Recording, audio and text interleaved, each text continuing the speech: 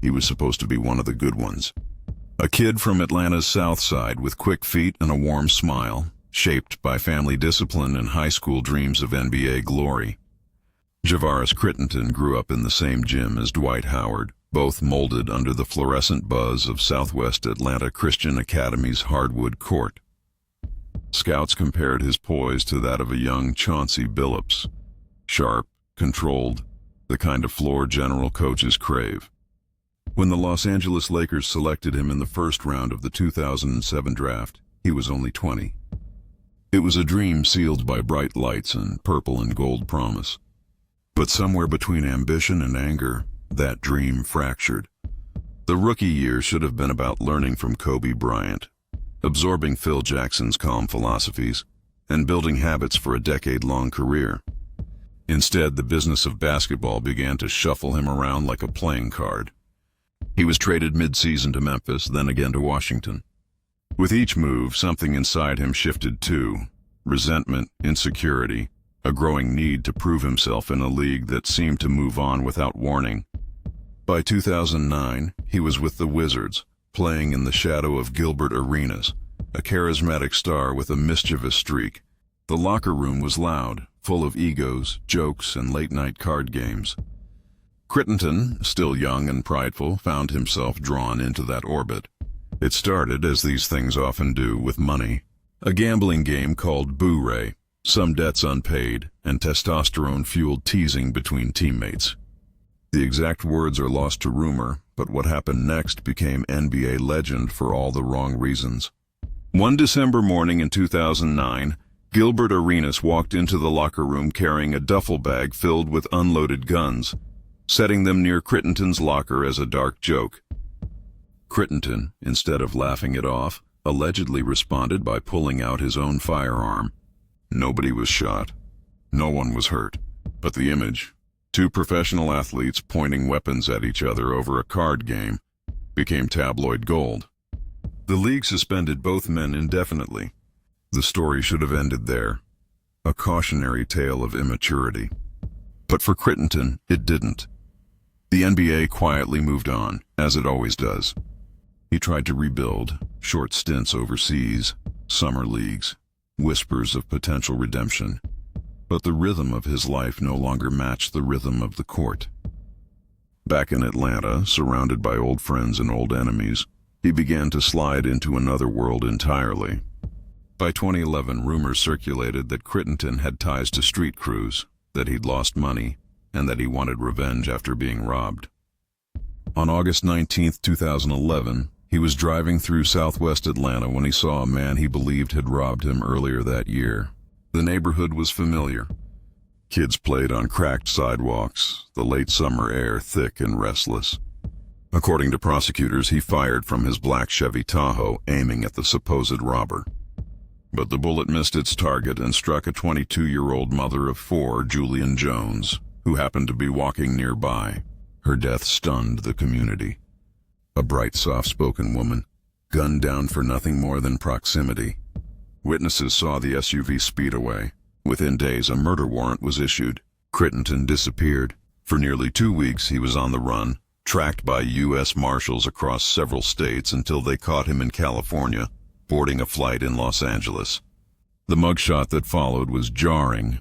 A young man once smiling on draft night, now staring blankly under harsh booking lights. The trial took years. Prosecutors laid out the story. Pride, retaliation, a misfired act of street justice. His defense argued he hadn't pulled the trigger, that witnesses were unreliable. But the ballistics, phone records, and testimony painted a devastating picture. In April 2015, after 4 years of legal limbo, Javaris Crittenton pleaded guilty to voluntary manslaughter and aggravated assault with a weapon. The courtroom fell silent as the sentence was read, 23 years in prison. He was 27 years old, the same age many players reach their athletic peak. Instead, he would spend his prime behind bars, his jersey replaced by a jumpsuit. In his statement, he spoke quietly. "I never meant for anyone to die. I thought I was protecting myself." But intent could not undo outcome. Behind prison walls, Crittenton tried to reform. Reports from corrections staff described him as cooperative, deeply remorseful, and focused on education. He earned certifications, tutored other inmates, and tried to remain connected to his family. In interviews years later, he admitted that the turning point wasn't the gun, but the culture. How fame had magnified every insecurity, every reckless impulse. "I thought success meant control," he once said, "but it really meant responsibility. I didn't see that until I lost everything." For the family of Julian Jones, the wound never closed. Her children grew up without their mother, each milestone shadowed by a name they barely knew, an NBA player who'd meant nothing to them until he took everything away. Community activists used her death as a rallying point against gun violence, speaking to youth about the fine line between pride and tragedy. In 2023, after serving nearly a decade, Crittenton was granted early release under strict supervision. By then he was 35, older, quieter, but carrying a lifetime's worth of consequence. The NBA no longer mentioned his name. There were no highlight reels, no retrospectives, only scattered online comments from fans who remembered him as the other guy in the arena's incident. But the story is larger than the headlines. It's about how fragile young success can be when surrounded by chaos. Crittenton's fall wasn't overnight. It was a slow erosion. A man who mistook toughness for identity and pride for power. The moment he fired that gun, he wasn't a player, or a victim of bad luck, or even a product of his environment. He was a man making a fatal decision, one that would echo through families, courts, and prisons. In another world, he might have been mentoring kids, running basketball camps in Georgia, helping the next generation avoid the same mistakes. Instead, he became a case study in how fame can distort perspective, how isolation and ego can turn ambition into tragedy. When asked by a journalist what he'd tell his younger self, his answer was almost too simple. Don't try to prove anything. Just play. For the city that raised him, that advice feels like both confession and warning. Atlanta has produced dozens of basketball prodigies since. Each one watched a little more closely, each one hearing whispers of the player who lost it all. The echoes of that August night still linger. A street corner, a single bullet, a mother gone, a career buried. It's the kind of story that makes you wonder how thin the line really is between control and chaos, between the promise of the draft stage and the silence of a cell. And somewhere, in that silence, maybe Javaris Crittenton finally found the understanding that eluded him when the world was cheering. Fame is fleeting, but the consequences of a moment's anger last forever. He was supposed to be unstoppable, a 6'6" guard out of Louisville, built like a tank, explosive, charismatic, confident to the point of arrogance. Terrence Williams wasn't just another college standout.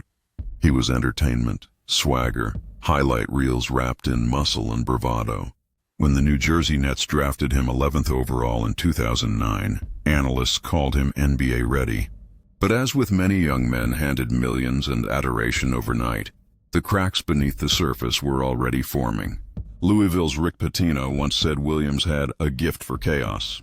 On the court, it meant flair, no-look passes, alley-oops that sent crowds into hysteria. Off the court, it meant volatility. He didn't like authority, didn't take criticism easily, and believed talent alone would carry him. For a while it did. His rookie season showed flashes of brilliance. But soon came benchings, suspensions for conduct detrimental to the team, and a revolving door of franchises trying to tame him. By 2013, he was out of the league completely, gone before his potential even matured. Most players fade quietly after that. They join overseas leagues, coach, or just disappear. Williams couldn't.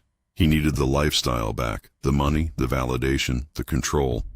And that hunger led him somewhere far darker than any losing season could. Between 2017 and 2021, federal investigators say, Williams masterminded a sprawling fraud scheme targeting the NBA players' health and welfare benefit plan. The plan existed to help former athletes with medical bills and treatment. Williams saw it as a loophole. According to court documents, he recruited at least 18 other ex-players, convincing them to submit fake medical and dental invoices for procedures that never happened. In exchange, he took kickbacks, a cut of every fraudulent claim. Some players even posed for photos in dental chairs to make it look legitimate. The fake paperwork flowed in. The reimbursements flowed out. More than $5 million vanished. At first, it was easy money. Nobody was checking too closely. The paperwork looked official. The names were familiar. But like most schemes, greed stretched it too far. Investigators began noticing patterns: identical invoices, recycled claim dates, even the same doctor's signatures. And one name kept appearing at the center of it all: Terrence Williams. When the FBI came knocking, Williams was defiant. He thought it was a misunderstanding, that his charisma could talk him out of it. But the evidence was airtight. Bank records, text messages, a digital paper trail mapping every fraudulent dollar.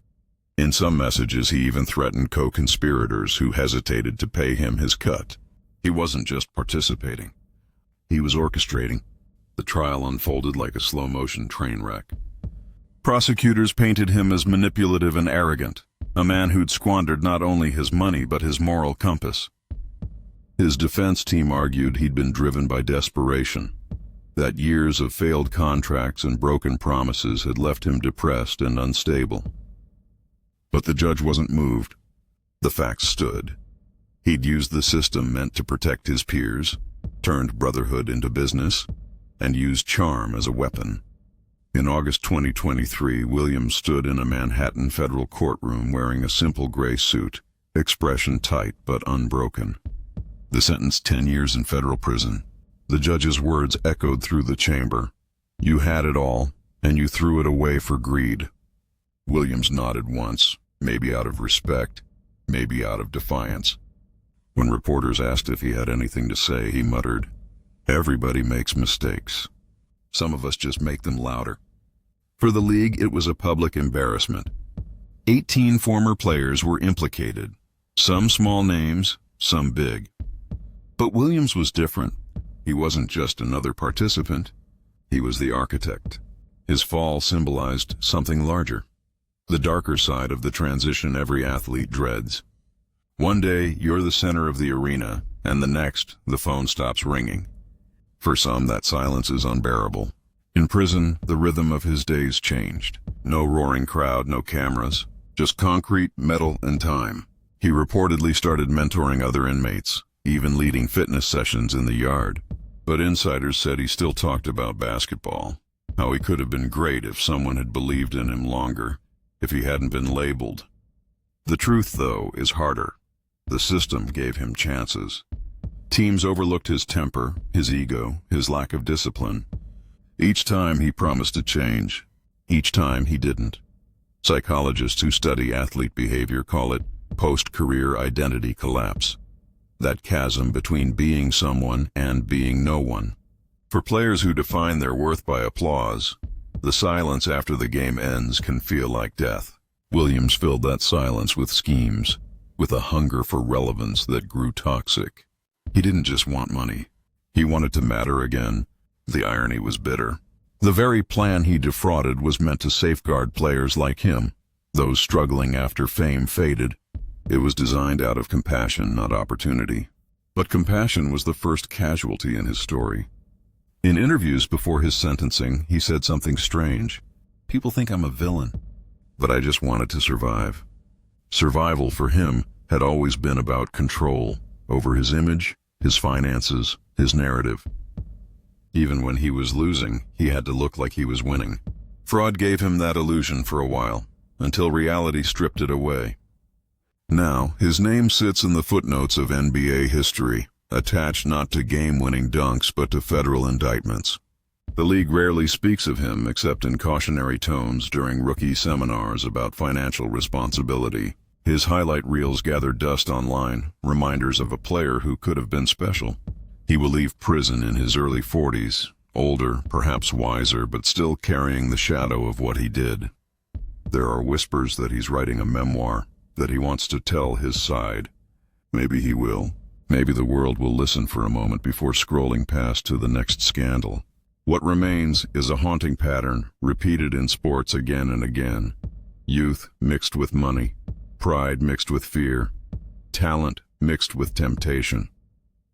Terrence Williams was every bit the modern archetype of lost potential, a man who mistook cleverness for intelligence and manipulation for success. In the end, the system he tried to cheat caught him, and the world that once cheered his name learned it again, only now followed by the word convicted. He said once, back when he was still playing, "Basketball saved my life." Maybe that was true. But when the game stopped saving him, he didn't know how to save himself. He wasn't supposed to be a headline. Keyon Dooling was the kind of player who kept locker rooms steady, the veteran guard who mentored rookies, stayed late at practice, spoke calmly in post-game interviews. 13 seasons in the NBA, 7 teams, over 700 games played. His reputation was that of a professional, reliable, even-tempered. Not flashy, not scandalous. He was the kind of man parents pointed to and said, "That's how you do it right." But somewhere between the court and retirement, something inside him began to fracture quietly, invisibly, until it finally broke. Dooling's early years were textbook perseverance. A Florida native raised by a hard-working mother, he learned discipline before he learned crossover dribbles. He was drafted in 2000 by the Orlando Magic, a dream fulfilled. He bounced between teams, the Clippers, Heat, Nets, Celtics, Bucks. But everywhere he went, teammates described him as the voice of reason. He was the one who smoothed egos, who prayed with players before games, who handled conflict like a counselor. And that's exactly what he became after retiring. In 2012, when his playing days ended, the Utah Jazz hired him as a player development coach. The NBA Players Association welcomed him into leadership programs. He traveled, spoke at youth clinics, even ran workshops on mental health and resilience. When headlines mentioned him, they used words like mentor and advocate. Nobody could have predicted that a decade later, he'd be standing in a federal courtroom convicted of fraud. But before the crime came the unraveling. In 2013, a year after retirement, Dooling suffered a severe mental health crisis. Years later, he revealed that he'd repressed memories of childhood sexual abuse. Those memories surfaced like broken glass, shards of pain cutting through his carefully built persona. He was institutionalized briefly, then slowly began therapy. To his credit, he spoke about it publicly, trying to break the stigma around trauma. He was a man fighting demons most couldn't see, using vulnerability as his weapon. For a while it worked. But trauma has a way of returning, quieter but sharper each time. By 2021, Dooling was financially strained. Coaching didn't pay like playing, and though he wasn't destitute, he wasn't comfortable either. Around that time, Terrence Williams and others began recruiting ex-players into a scheme to defraud the NBA's health and welfare benefit plan. The pitch was simple. It's money we earned. They owe us. We're just getting what's ours. Dooling, perhaps out of trust, perhaps desperation, went along. He submitted fake medical invoices for chiropractic work and wellness treatments that never happened, collecting reimbursements as if they had. For a man who'd spent his post-career years teaching integrity, the contradiction was staggering. But it didn't stop there. Prosecutors later revealed that Dooling didn't just file fraudulent claims, he encouraged others to join. Some of those players looked up to him, trusted him implicitly. That betrayal was what the judge called the heaviest part of the crime. It wasn't just about money. It was about influence misused. When the FBI investigation broke in 2022, the basketball world was stunned. Reporters struggled to reconcile the image. The calm, introspective mentor now accused of conspiracy. Utah Jazz management immediately placed him on administrative leave. He released a short statement claiming misunderstanding, but the evidence spoke louder. Emails, bank transfers, falsified forms, the unmistakable trail of deception. He eventually pled guilty, perhaps understanding that denial would only deepen the wound. In April 2023, in a federal courthouse in New York, Keyon Dooling was sentenced to 30 months in prison. He stood beside another former player, Alan Anderson, both implicated in the same web. The judge acknowledged Dooling's history of service and mental health struggles, but emphasized that good deeds don't erase bad choices. You were trusted, the judge said. You built a reputation as a role model. That's what makes this worse. Dooling nodded, head bowed, the picture of remorse. He spoke briefly, his voice shaking. I take responsibility. I let people down. I lost my way. It wasn't a defense. It was a confession. Inside prison, the man who once gave motivational speeches now lived them. He led group therapy sessions, counseling other inmates about trauma, accountability, and forgiveness. Some said he seemed at peace, as if punishment gave him clarity. He reportedly wrote letters to the NBA Players Association, apologizing for tarnishing the image of an organization that once trusted him to lead. But outside those walls, the damage was lasting. To young players who'd seen him as an example of stability, his downfall was personal. If even Keyon Dooling, steady, moral, spiritual, could fall, who was safe from it? The NBA quietly removed his name from mentorship programs. His motivational talks were scrubbed from official websites. In interviews, fellow players admitted they didn't know what to make of it. He was the one telling us to be better men, one said. Now he's the one in chains. And yet, unlike many stories in this series, Dooling's feels less about greed and more about loss, of self, of direction, of inner peace. He wasn't the ringleader. He wasn't violent. He was broken, and in his brokenness, he made choices that betrayed his own code. Maybe that doesn't excuse it, but it explains it. The very thing that made him a mentor, his empathy, his need to connect, was also what others exploited. The story's tragedy lies in its symmetry. He spent years preaching healing and accountability, and in the end, his redemption demanded both. As his release date approached in 2025, those close to him said he was determined to start over. Not in basketball, but in advocacy again, this time with full transparency. You can't teach growth, he wrote from prison, if you haven't faced your own decay. When the lights fade and the applause is gone, every player confronts the same question. Who am I without the game? For some, that question leads to purpose. For others, to ruin. For Dooling, it led to both. His story doesn't end neatly. There's no grand moral victory, no return to glory. But maybe that's what makes it real. A man who once stood for integrity fell to his own weakness and now tries quietly, humbly, to stand again. The jersey, the whistle, the microphone, they're all gone. What's left is a man trying to live his own lessons. Sometimes that's the hardest comeback of all. Alan Anderson's story doesn't begin in scandal. It begins in patience. He wasn't one of those prodigies who entered the NBA as a teenage sensation. His career was forged in the slow burn of persistence, the kind of grind that happens far from the spotlight in overseas gyms and minor league arenas, where a paycheck isn't guaranteed and every game might be your last. Born in Minneapolis in 1982, Anderson came up through the University of Michigan, a steady, if not spectacular player. Undrafted in 2005, he spent his early years drifting between continents: Italy, Russia, Croatia, Spain, Israel, always chasing the same dream, one more chance to belong in the NBA. It was a life of constant motion, of one-year contracts and empty hotel rooms, of learning how to adapt to new languages, new systems, new expectations. By the time he clawed his way back into the league with the Toronto Raptors in 2012, he'd become a different kind of player. He was older, calmer, tougher. A journeyman, yes, but one respected for his professionalism and defense, for the quiet leadership that comes from surviving 1,000 disappointments. Fans liked him. Coaches trusted him.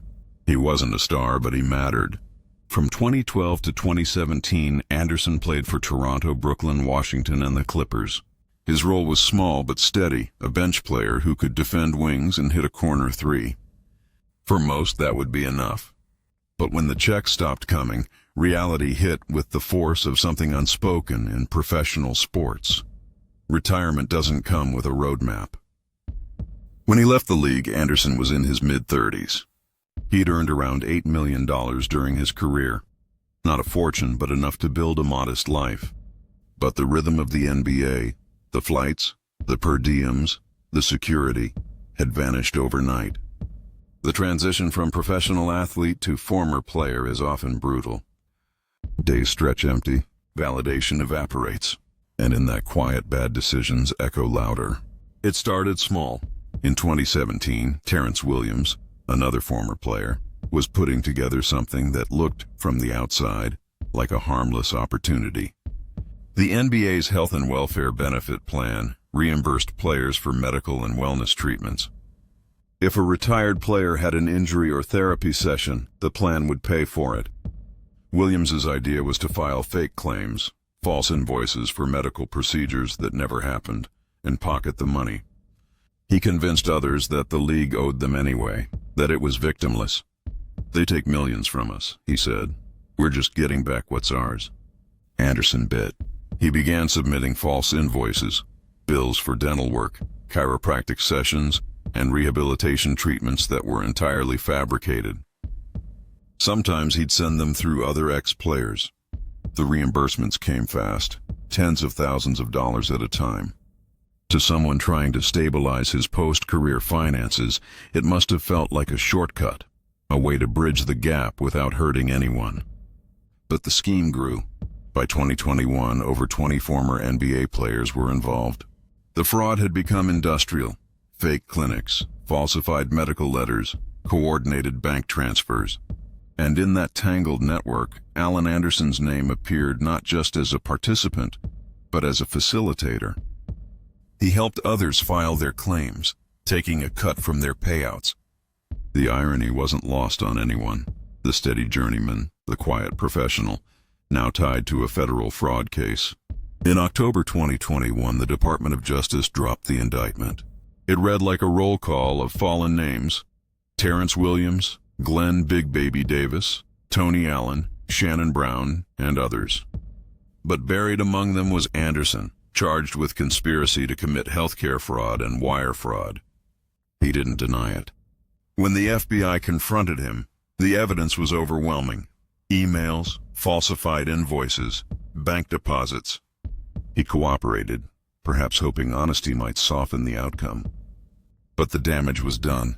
In August 2023, Alan Anderson stood before a federal judge in New York City. The courtroom was small, cold, clinical, the kind of place where reputations end quietly. The prosecutors argued that Anderson's involvement was not minor. He'd made over $120,000 through the scheme and had helped facilitate claims totaling over $700,000. When given the chance to speak, Anderson's voice was subdued, almost apologetic. "I made choices I shouldn't have made," he said. "I lost my focus. I disappointed people who believed in me." The judge sentenced him to 24 months in prison. The reaction was muted. There were no dramatic headlines, no public outrage. Just a collective sense of sadness among those who remembered him as one of the good guys, a player who worked too hard for too long to end up here. In prison, Anderson reportedly kept to himself. He spent time reading, exercising, and occasionally mentoring younger inmates who recognized his name from old highlight clips. Those who saw him said he still carried himself like a professional, polite and disciplined.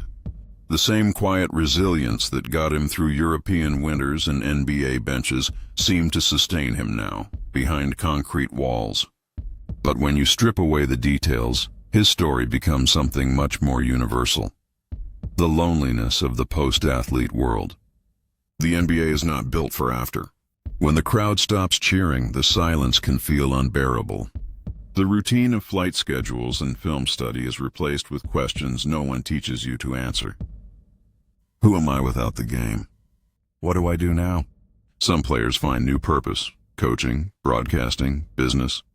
Others, like Anderson, stumble into shortcuts that promise control but deliver ruin. When he was released in 2025, Anderson's name was a footnote, not a headline.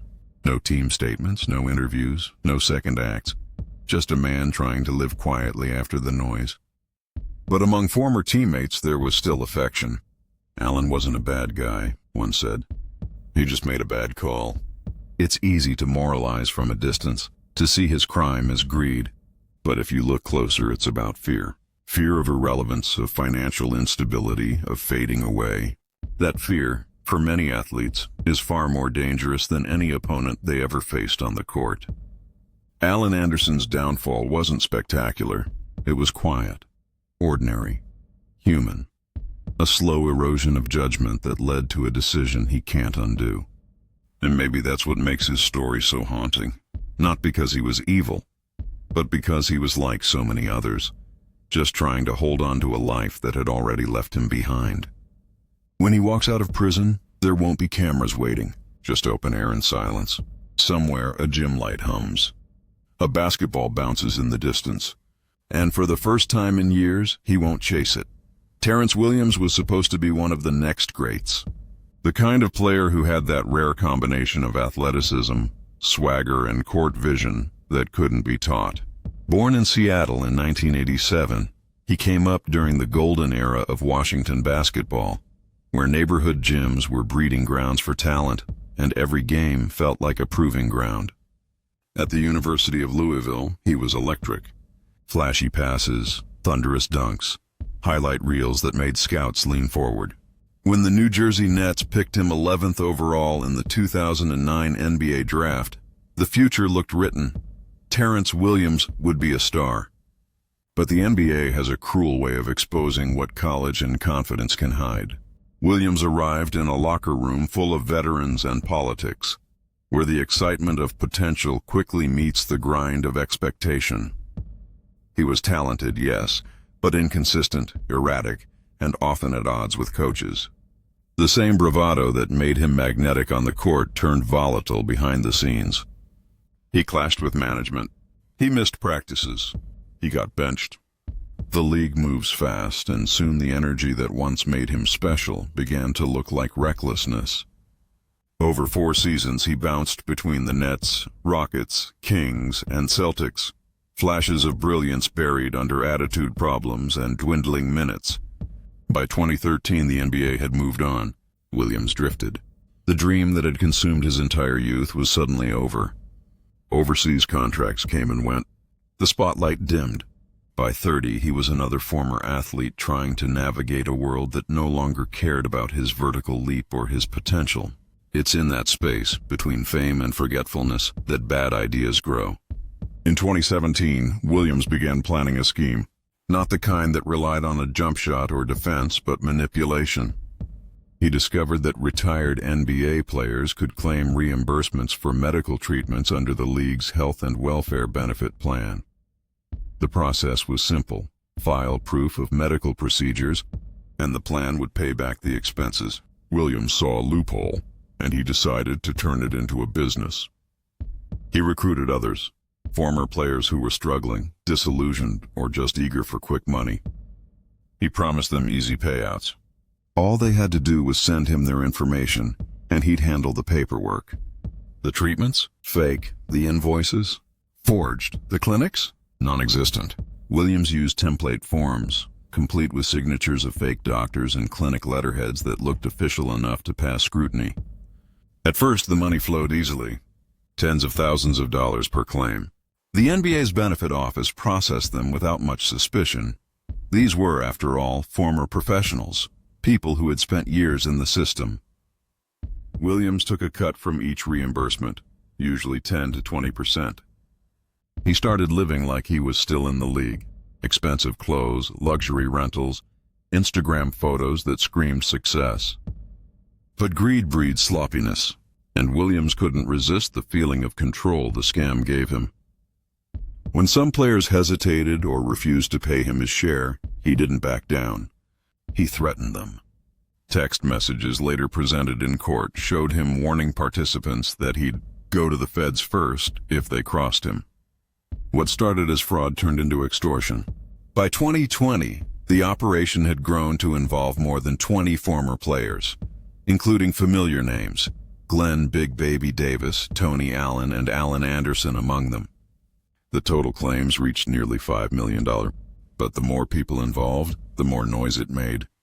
Behind the scenes, the FBI had started noticing irregularities, multiple players submitting identical invoices, the same clinics billing for identical treatments, the same handwriting on forms.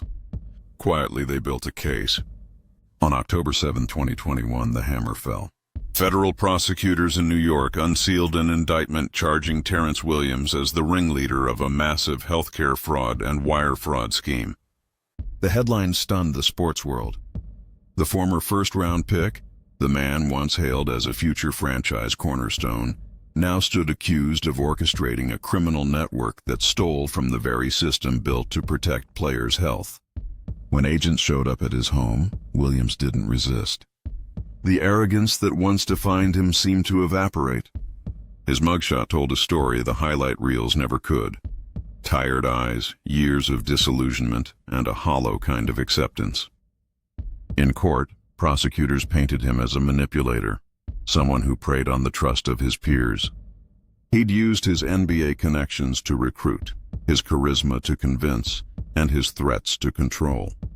The evidence was overwhelming: forged invoices, digital trails, bank records. Williams eventually pled guilty. In August 2023, he was sentenced to 10 years in federal prison, the harshest penalty among all defendants in the case. The judge's words were cold but deliberate. You abused a position of trust. You orchestrated a conspiracy that exploited your peers in the league that once gave you everything. Williams didn't argue. He simply nodded. In the years since, his story has become a cautionary tale, not just about greed, but about the psychological collapse that can follow fame. The pressure, the adulation, the loss, it all creates a void. And for some, crime becomes a way to feel powerful again, to feel seen. Inside prison, Terrence Williams reportedly spends most of his time in solitude. Those who knew him say the swagger is gone, replaced by reflection. He was always chasing something, one former teammate said. In the league, it was respect. After the league, it was relevance. He just found the wrong way to get it. If you strip away the basketball jerseys and court lights, his downfall looks achingly human. The story of a man who couldn't let go of who he used to be. The game ended, but his need for control didn't. And in chasing the illusion of power, he lost the last thing he had left: his freedom. Now Terrence Williams' name lives in two histories, the one on the highlight tapes and the one in court documents. One shows a player with boundless talent. The other, a man who couldn't outrun his own shadow. For those who still remember him as T-Will, it's a hard truth to face. The kid who once seemed destined to light up the league ended up as the one who dimmed it. Glenn Big Baby Davis was never easy to ignore.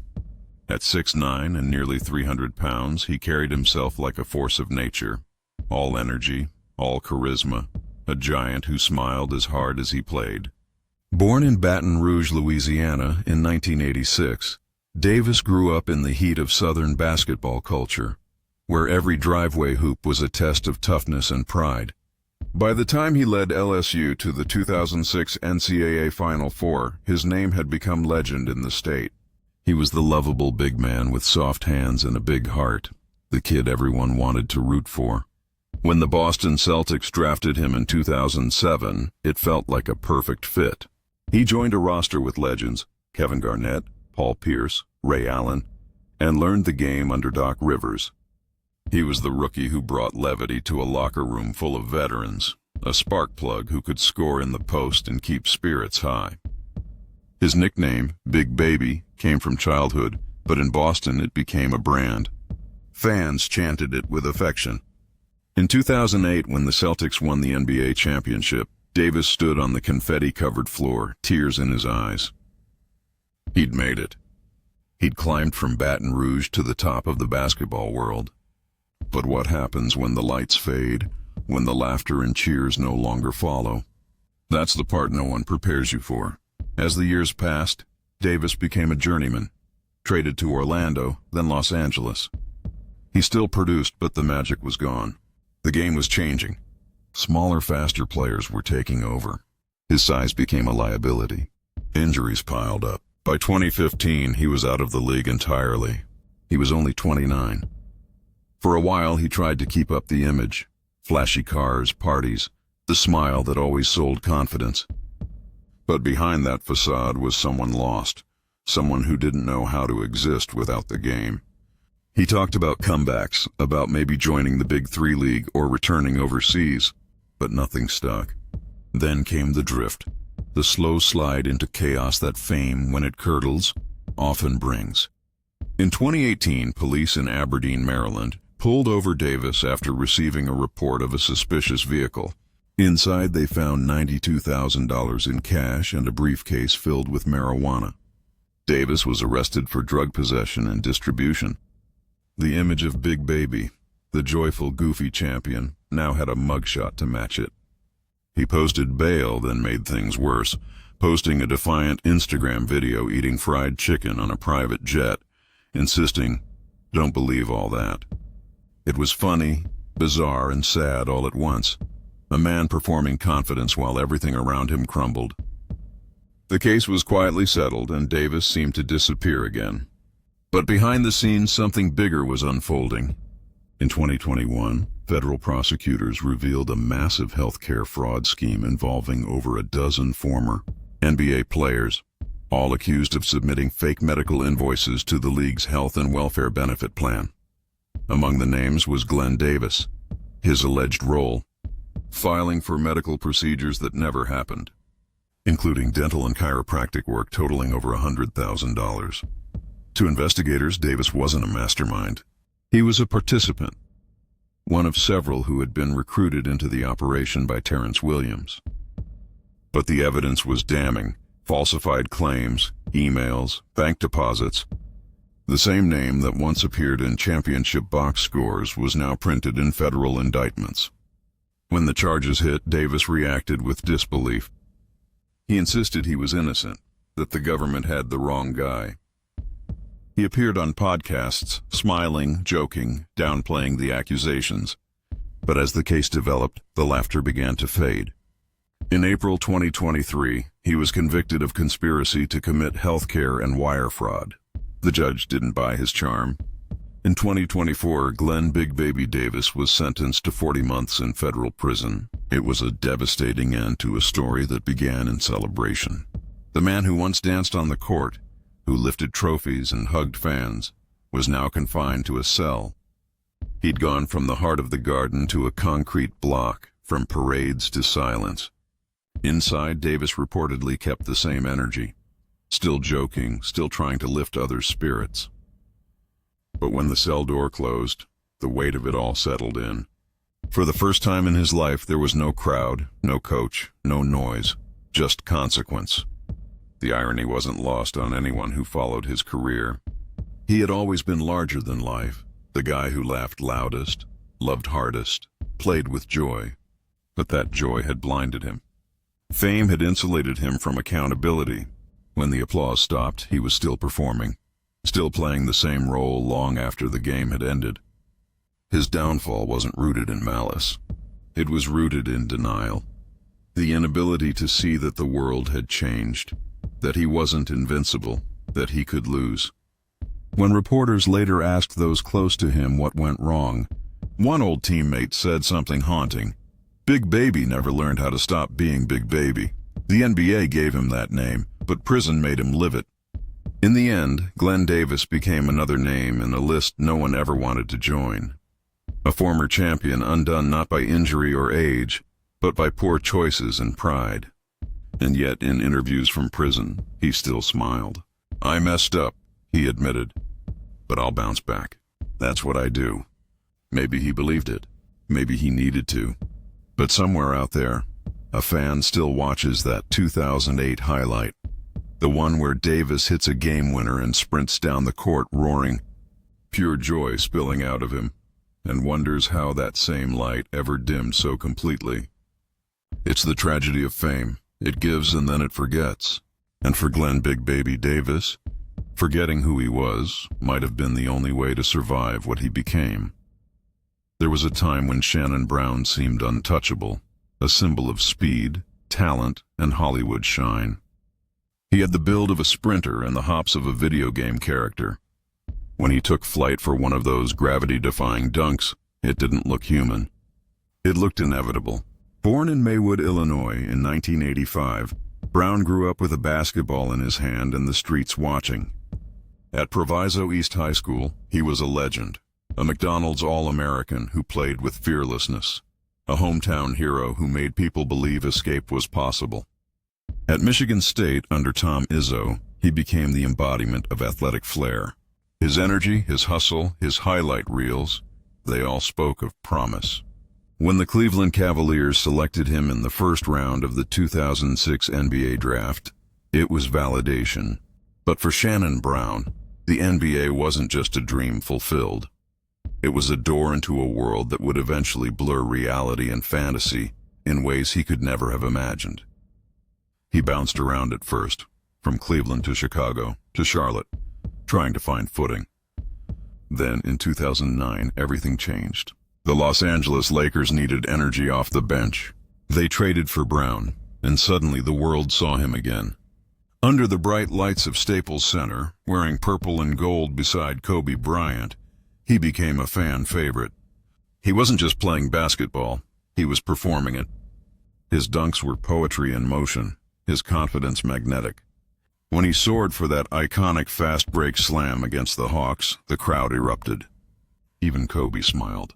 Brown was no longer just another player. He was a phenomenon. He won 2 championships with the Lakers in 2009 and 2010. For a while, it looked like the fairy tale every kid dreams of. Fame, rings, a celebrity marriage to R&B star Monica. The kind of Hollywood story that felt untouchable.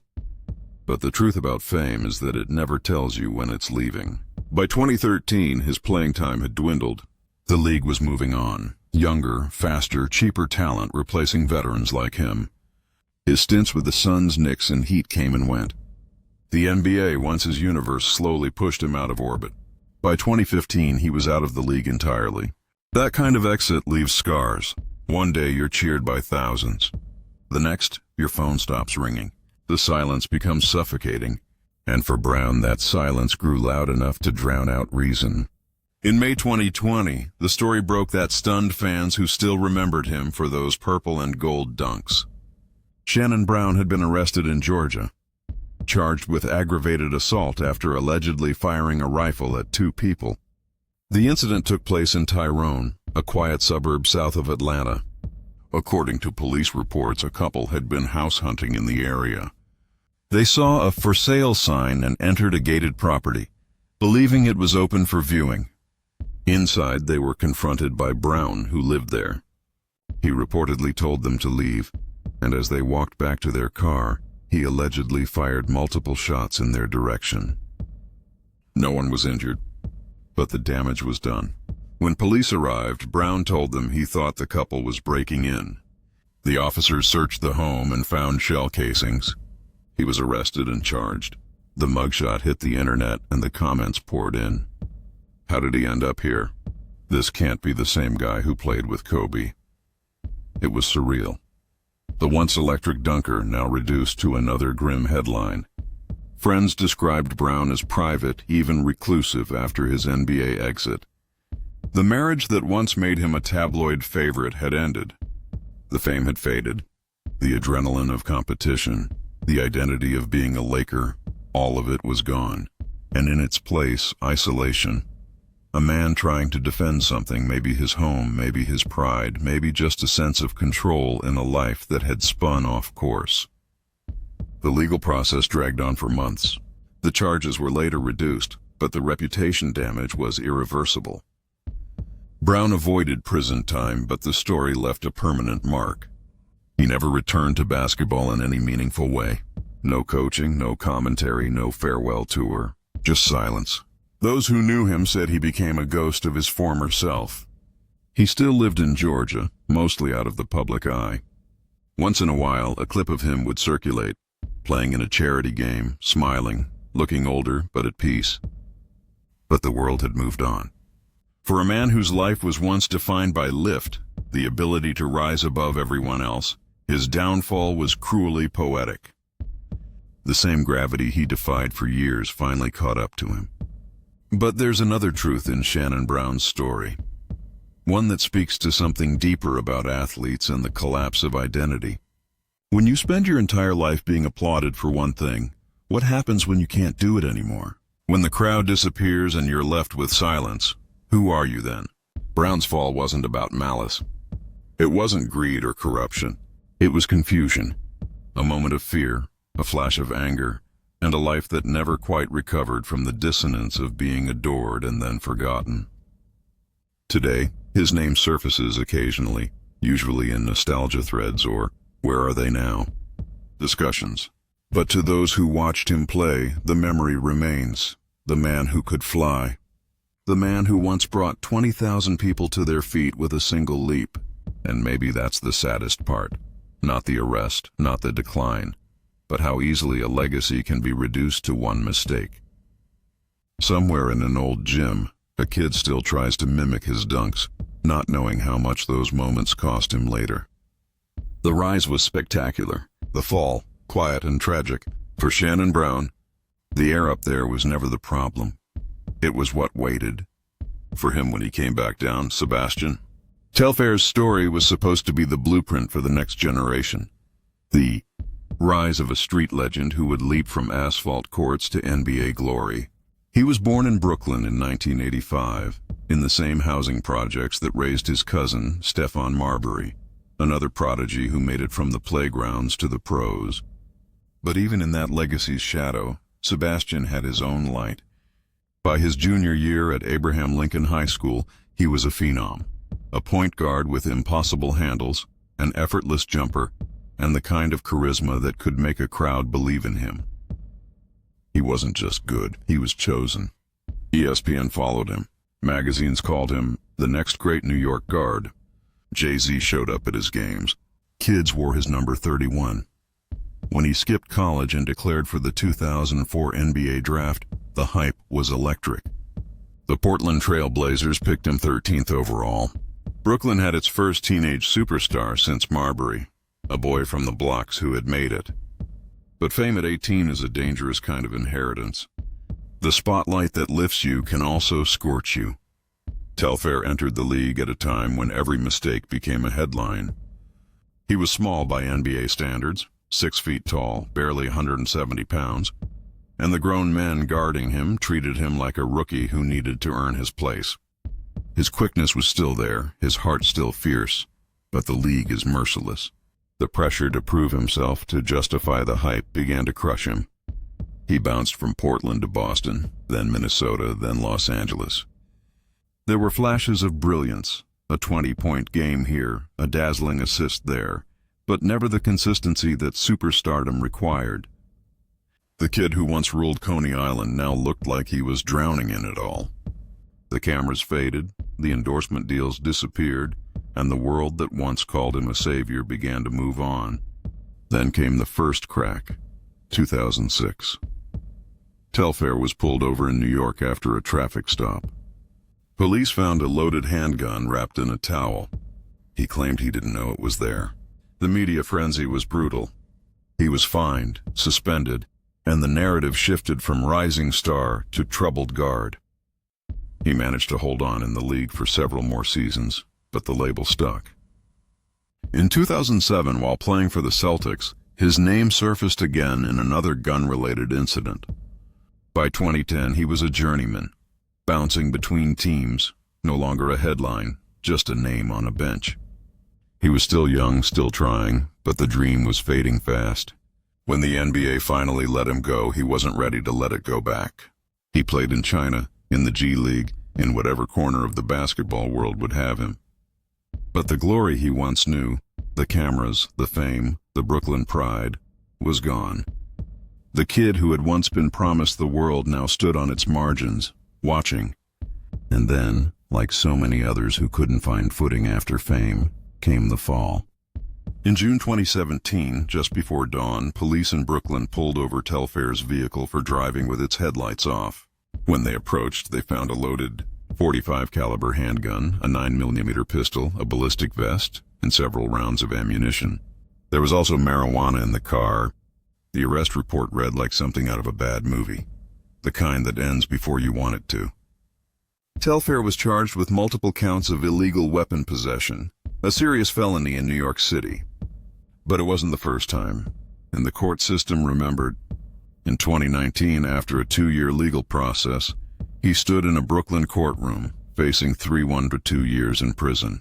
His lawyer pleaded for leniency, pointing to his once promising career and family responsibilities. But the judge wasn't swayed. The sentence was firm. As the verdict was read, Sebastian broke down in tears, shouting in disbelief, "I am 34. I can play basketball. I can go get a job." It was raw, heartbreaking. The sound of a man realizing the game that once defined him couldn't save him anymore. The footage went viral. The world saw not a defiant criminal, but a broken dream. A boy who grew up worshipped, now begging for a second chance. In prison, the legend of Sebastian Telfair faded to whispers. He served his time quietly, away from the spotlight that had once chased him. Friends and family described him as introspective, calmer, humbled by the walls around him. But the world outside had changed. Brooklyn had moved on. A new generation of guards ruled the courts. His name, once shouted in gyms and on blacktops, had become a cautionary tale. The tragedy of Telfair's life wasn't just the crime. It was the weight of expectation. He'd been crowned before he'd been tested, handed fame before he could handle it. The dream of being the next big thing consumed him before he ever had a chance to figure out who he really was. When he was finally released, there was no press conference, no return tour, no redemption arc, just silence.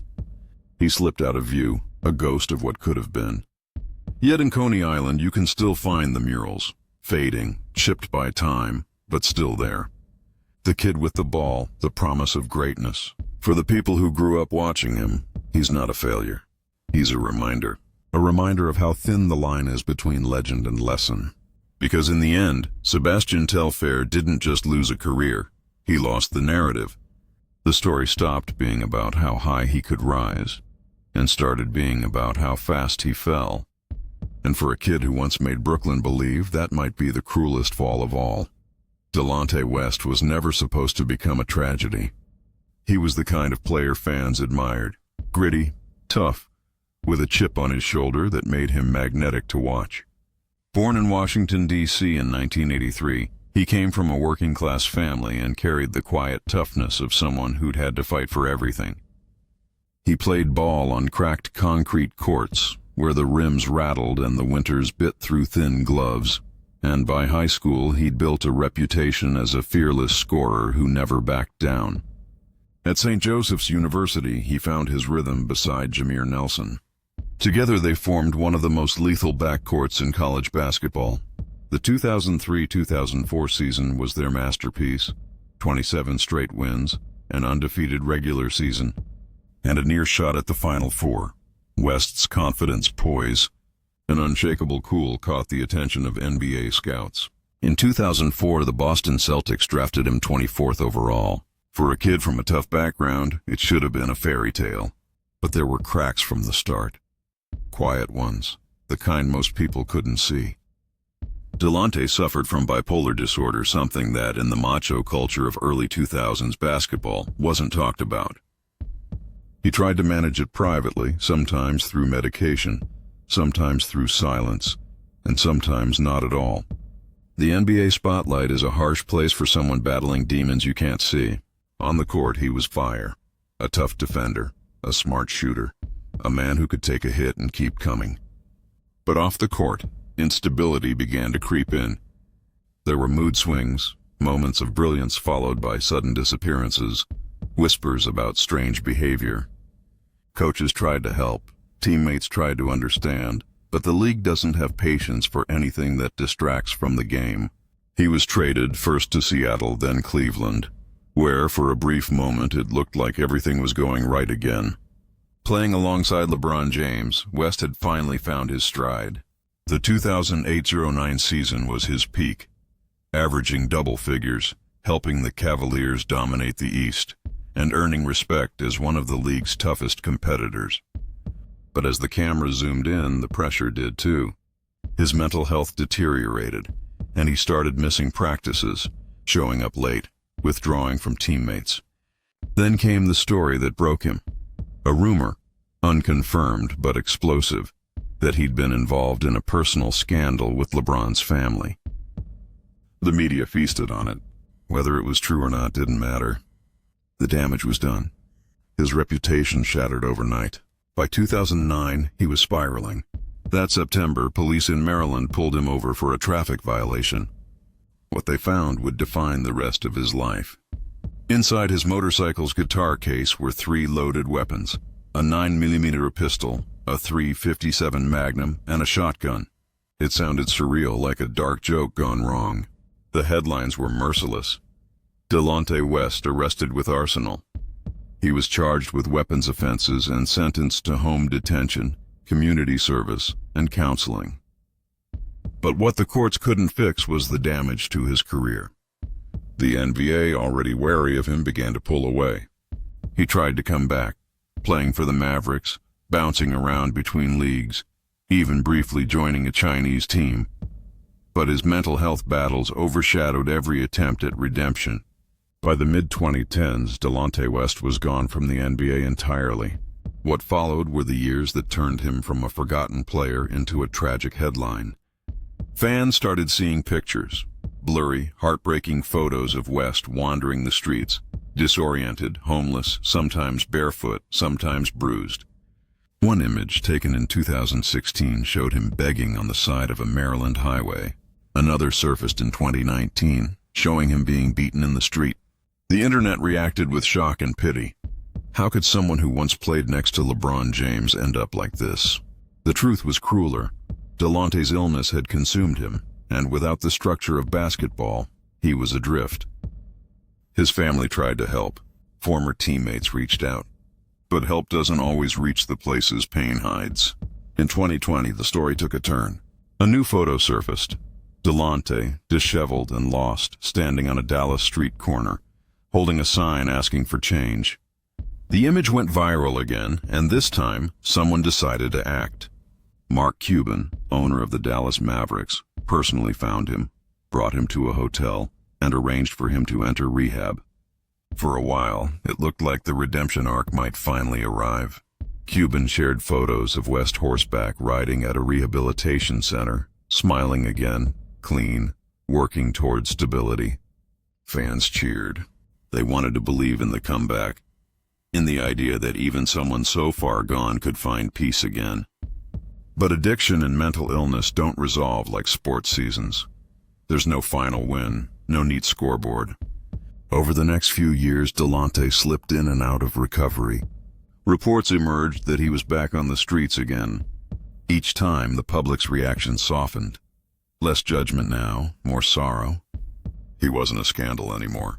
He was a symbol. Today, Delonte West lives in fragments.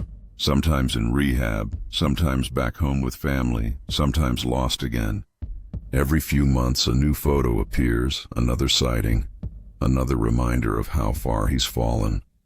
And yet, when you talk to people who knew him, they don't speak of shame. They speak of brilliance, of humor, of a man who could make the locker room laugh even in defeat. They talk about his grit, his raw honesty, his refusal to fake smiles when he was breaking inside. His story isn't one of evil or crime in the traditional sense. His crime was being human in a system that demands machines. His downfall wasn't driven by greed or violence. It was driven by pain, untreated, unspoken, and relentless. The weapons charge made headlines, but it was only a symptom of a deeper wound, the battle between fame and fragility. Delonte West's story is one the NBA doesn't like to talk about, because it forces a question that has no easy answer. What happens to the ones who can't perform anymore? Who gave their body and mind to a game that forgot them the second they fell? He may never play again. He may never reclaim the life he once had. But in every interview, in every tearful plea from his mother, in every photo that resurfaces, one truth echoes louder than all the noise. Delonte West was more than his downfall. He was a man who fought to stay alive in a world that only saw him when he was winning. And in the cold light of fame, that's the kind of battle that no one applauds, but one that deserves to be remembered. Which of these cases shocked you the most? Let us know in the comments.